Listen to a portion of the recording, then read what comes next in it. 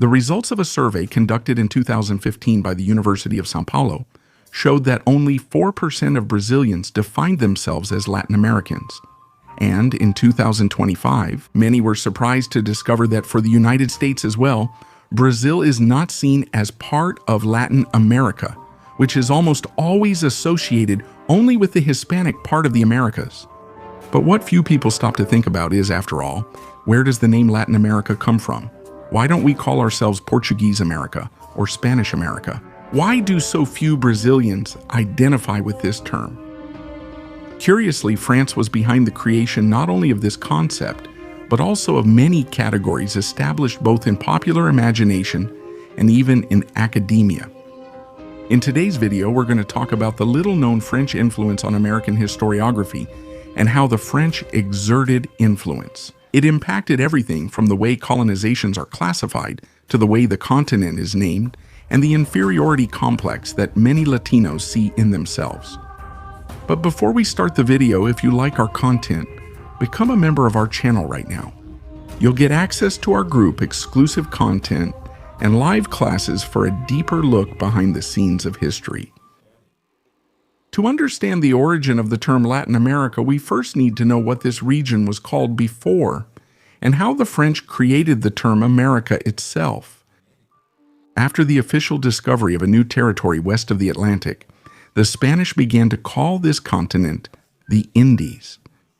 Day after day, navigators in the service of the Crown of Castile dedicated themselves to trying to map the continent, and one of the first who managed to do this was Amerigo Vespucci, who in 1503 wrote his work, New Worlds.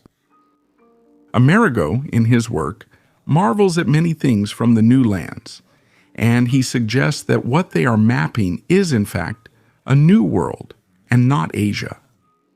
This letter, written to his Italian friend Lorenzo di Pierfrancesco de' Medici, was published in Latin and spread throughout Europe, becoming a sensation.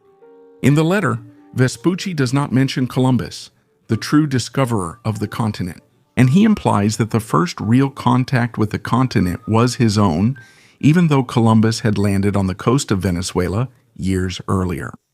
And that's when the French entered the city of Saint-Dié-des-Vosges. A group of French humanists gathered to form the Vosgian Gymnasium, where they dedicated themselves to spreading culture and science. And there they had editors, proofreaders, translators, illustrators, and they proceeded with the editorial handling of the letter. There they modified the letter, which, instead of being dedicated to the head of state of Florence, Pieri Soderini, was now dedicated to René II of Lorraine. This version stated that the letter had been written in French and then translated into Latin, and their desire was precisely to exalt the figure of Ricardo II of Lorraine, who ruled a small state in the interior of Europe. With the dedication of Amerigo Vespuccio, in his words Vespuccio, and there the German cartographer Martin Waldseemüller names this territory on his maps as America, the land of Americo. So if before that territory was called the New World or the Indies, now it would have a much more attractive name, America, the land of Americo. Thus, Cristóbal Colombo's name, the true discoverer, is erased from maps and public knowledge. The navigator was only remembered and praised again precisely by one of his greatest opponents, Bartolomé de las Casas, who, despite openly criticizing him for his policies in the New World, also credits him for the discovery of the continent in his work, History of the Indies. But the term Latin America only appears, interestingly, in the 19th century. Until that time, the American continent was classified as Spanish America, Portuguese America, and Anglo-Saxon America. But the French had many interests in the Iberian part of America. In this way, they used the excuse of possessing Haiti to spread a new classification, something that somehow would reinforce the bond with Portuguese and Spanish America. And so, for the first time, the term Latin America appears. The first to use this term was Michel Chevalier, who was the important French intellectual from the 1830s. Michel suggested in his writings that Spanish and Portuguese America had a great cultural similarity with the Romance countries, the Latin countries. And so he created this term to contrast with Anglo-Saxon America. This term by itself became widely popular, especially in the Latin American countries themselves, to distance themselves from terminologies that referred to their former European metropolises.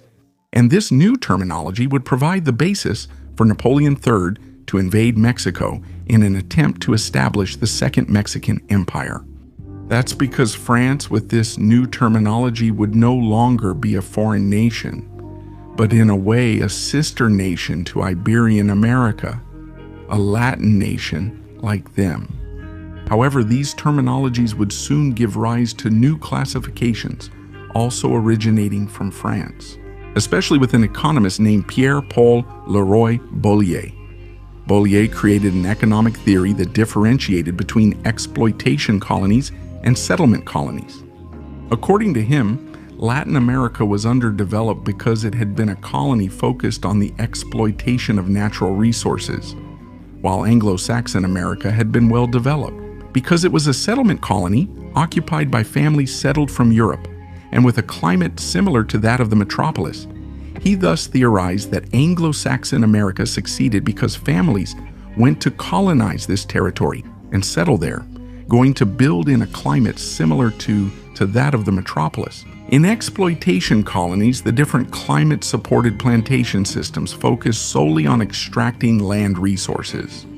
What's interesting about this is that Leroy's thinking was very much adapted to the French reality, since the colonization of Haiti was, in fact, based on a plantation system, whereas Quebec's was not.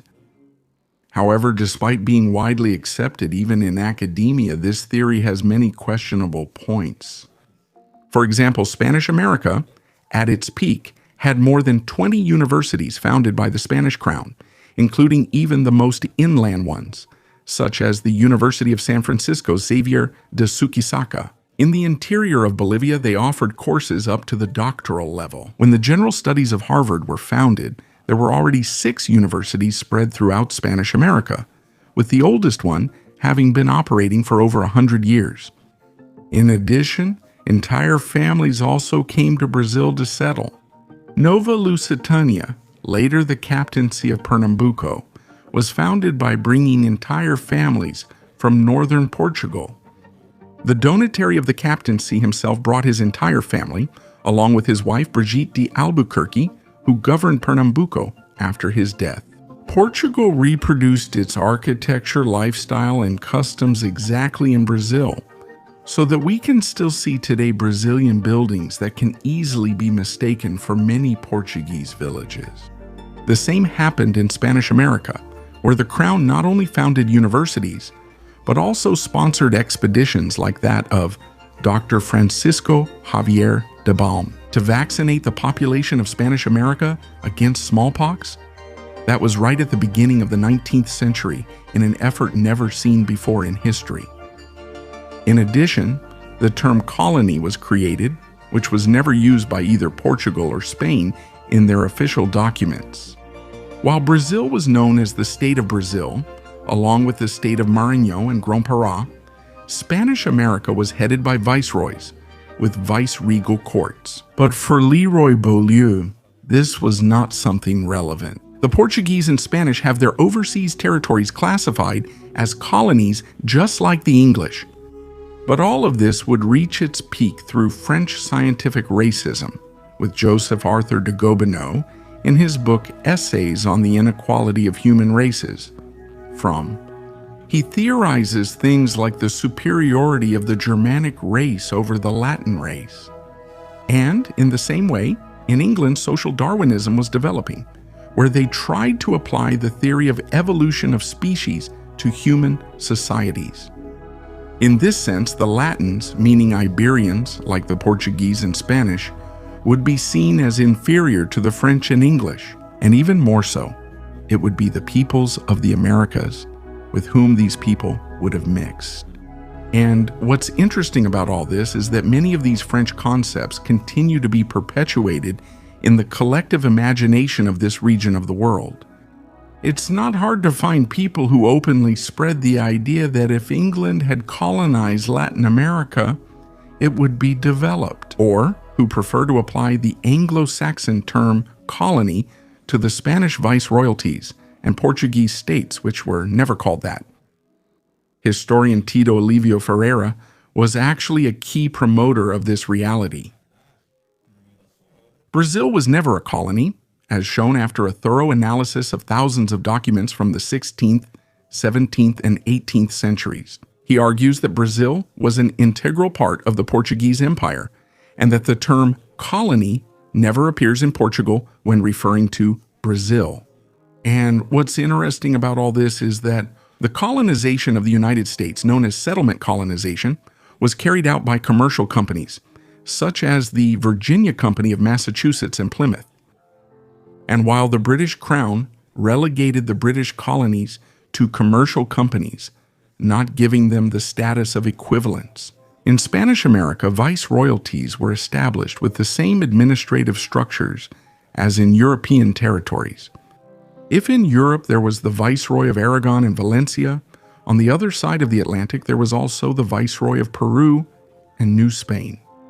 In other words, it was the same structure, the same administrative structure in different parts of the empire. But that in fact mattered little to most of the academic world, which always preferred to adopt the concept of the French economist, introduced in Brazil by Caio Prado Jr. Thus, Brazilians do not identify themselves as Latino. It's no coincidence. This generic classification is a historical and political construct, artificially made to organize the world through hierarchies and justifications. However, we will believe that in countless ways subjectivity exists. The knowledge of the past, the notion of wars, and what we conclude. Mexico in Reina. De Jobia São Paulo Gunto Serra. The narratives and whoever controls the narratives controls how the past is remembered and the future is imagined. And did you know about these facts? What surprised you the most? So leave your comment right now to support our work and take the opportunity to become a member of our channel right now. This way, you can explore and learn more about fascinating Iberian history.